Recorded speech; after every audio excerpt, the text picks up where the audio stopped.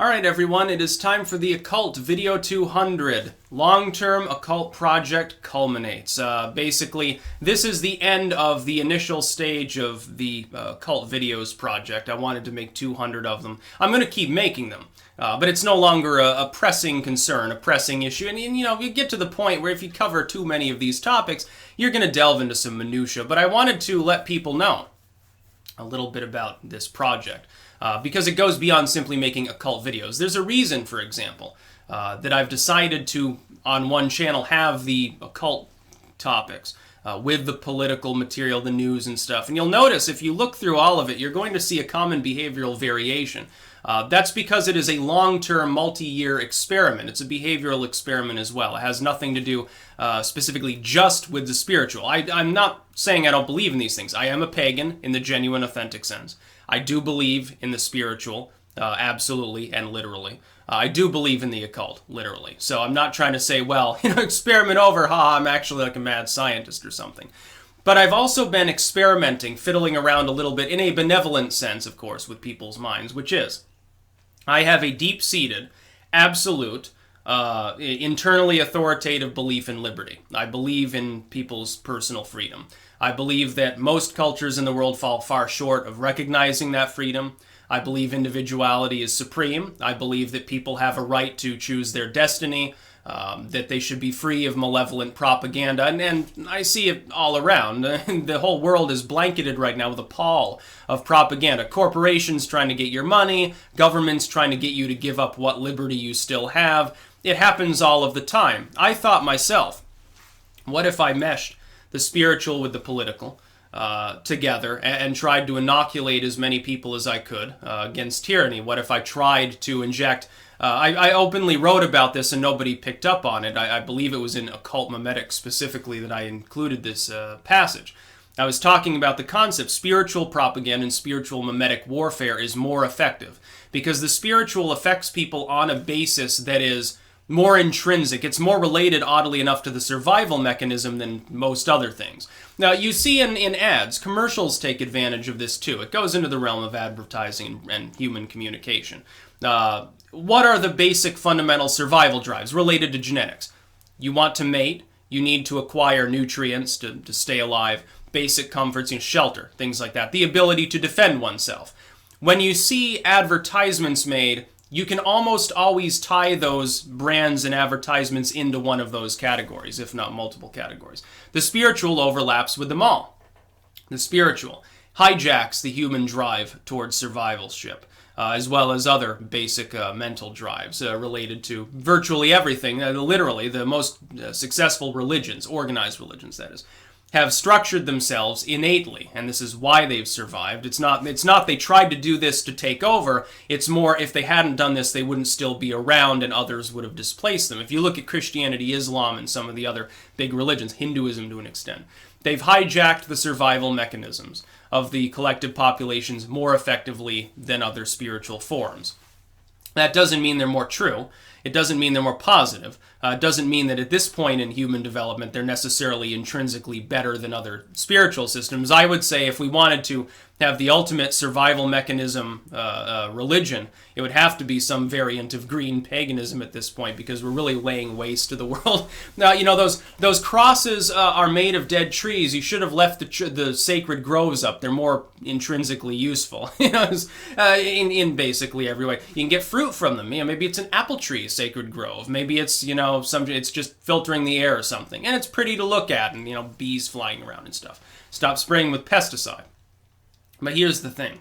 I fundamentally believe, really, honestly I do, completely, in individual supremacy. I believe that people are being fooled into various forms of collectivism right now, and I sought to help to push back against that. Now, one person can only do so much, but I think that a handful of good people in the online world, especially taking advantage of communications platforms, have planted a seed that's going to grow into a great forest that sort of creates a barrier between the great mass of people and some of the malevolent propaganda. We've already set the groundwork. The alt media has, in the last few years, overlapping with the project's timeline, has grown massively. It's become more serious, a competitor to the corporate media. War has become less popular. We saw this even years ago when the suggestion was made to strike Syria. The vast bulk of people opposed it and literally stood down the entire political process. There's a reason why they're going after people who tend to be anti-war. I would say organized religion has fallen out of favor in general terms, in favor of new ideas with regards to spirituality. That is, the old order, the old stagnancy is beginning to be swept away in favor of new ways of thought, including within existing religions. You see new movements cropping up within Christendom to an extent. Some of these are positive and some are negative, like the Pope is technically a reformer. It's just that his idea of reform I consider personally to be rather negative. He's spoken out in praise of Marxism in the most literal sense. I think he's a fool. But it is a new direction. That's how evolution works. It can't simply be, well, I see here.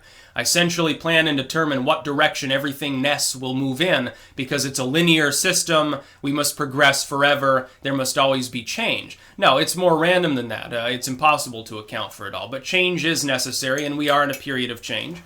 In the wake of, basically the entry into Kali Yuga, you could say, the next backturn of the Mayan calendar, all of these spiritual things, people have been now for the better part of a decade is really sort of when it begins, overlapping roughly with the rise and prominence of social media. Because of human communication opening people up to books they could never read before, ideas they never could entertain before, groups that never before could communicate with the world being able to do so, from the smallest cult to the largest religion of another country that you never studied anything about, I think that's all healthy, and things are progressing in the world in, I believe, generally a good direction. You see, right now there's a great struggle, like in Western society. Will we have censorship or will we have free speech? It's not that corporations have just magically in a vacuum begun to try to censor people. Part of that is true. Silicon Valley and the corporate media are becoming more aggressive. But they were trying to do that before, albeit more slowly. What we've done, I think, is awaken people to the fact that that's a threat, and they're fighting back, and that's why it's more visible. It's a positive thing. It's not a negative thing. And some of us saw it coming and tried to warn as many people as possible. And because of those warnings being heeded by some others, we have more manpower now to fight back against the censorship-loving authoritarians. I look at them and I say people with that fundamental belief of the life are spiritually decrepit. They cannot possibly have a greater understanding of the scope of spirituality any more than the greater scope of sociology or any related field, or military strategy in some cases it may be. They can't, because if they did, they wouldn't be authoritarians. I believe strongly in liberty. The project is technically ongoing, but the first wave of it is now fundamentally done. So I'm happy about that fact. This might be a little bit dense, and it goes hand in hand with my book releases. Why do you think I've released so many edited versions of, paperback versions on Amazon through CreateSpace? Although now CreateSpace is going the way of the dinosaur, I have to get used to a whole new methodology. It's going to take a long time. I still got a KDP, half a dozen texts. The most recent ones, or I think several dozen, ultimately. Why do you think I've been doing that? I looked at these and I said, well, there's a great deal of spiritual knowledge there, and the only way that a person can acquire it in a physical form, one that's still there if the power goes off, is to get an overpriced edition that's basically a scan of a PDF document that looks like crap and hasn't been edited at all. I wanted something that was cheaper, and therefore more people could acquire it. All my books have been held down as low in price for the most part as I can, although I think for certain shorter versions of works, once they enter KDP, they'll be a little bit more expensive. Amazon warned people of that. I don't think it'll affect most works. In fact, in some cases, they might get cheaper, which is great. Why did I hold the price down? If I doubled the price, you know how much extra money I could have made over this course of time by raising prices by even like 10%. But I'm never going to do that because I want as many people to buy them as possible. I want them to grab these works up like hotcakes because I want them to study this spiritual lore. I've studied twice as many works as I've released. It's because these are the chosen ones, the ones that are the most spiritually enlightening. They help to open people's minds. Branch out and read more, study more, be free. You have to be free in mind first. You have to educate yourself. The more knowledge you have, the more technical skills, the better. There's a reason. Why do you think I put the gardening videos up on the channel? They get like 1/10 the views. I'm going to put them there because I'm trying to get people interested in doing that. I want people to make their biochar and do some hugel culture and grow some asparagus or something. It's good for the world and it's good for you. It makes you more of an individual. The less reliant you are upon the corporate wage slaves thing, the better off you are, especially if there's a crisis. I want as many people that are interested in my material. The other part is sort of a bond between the creator and the audience. I actually give a damn about all of you watching this video. I want you to survive if there's a nuclear war, obviously. Maybe I'd meet you after the nuclear war. Hey, we can start a tribe. We'll make a settlement. You know, there'll be raiders to fight and stuff like that. But there'll be all sorts of cool shit lying around. Most of it will glow in the dark, but, you know, you don't need as many lights, I guess. Take chunks of unexploded nuclear debris, just put them in a lamp, so yeah, I can light my way. I mean, my hand is slowly turning into green goo, but at least I can see. Well, my eyes don't turn into mushrooms anyway. So yeah, there's a little bit about my long-term and technically ongoing occult project. It has been essentially an experiment in increasing liberty. You have to overlap the spiritual with the political in order to, I think, fully accomplish that. And largely, I would declare it a success. Now, you look at the steady growth of the people watching the material, being interested in multiple things, I think it's quite good. And there are other people now that are doing the same thing, mostly with an eye to benevolence. It's propaganda, it's spiritual propaganda, but it's meant to liberate people. Whereas most propaganda is just meant to exploit them. It's meant to convince them censorship is needed or something.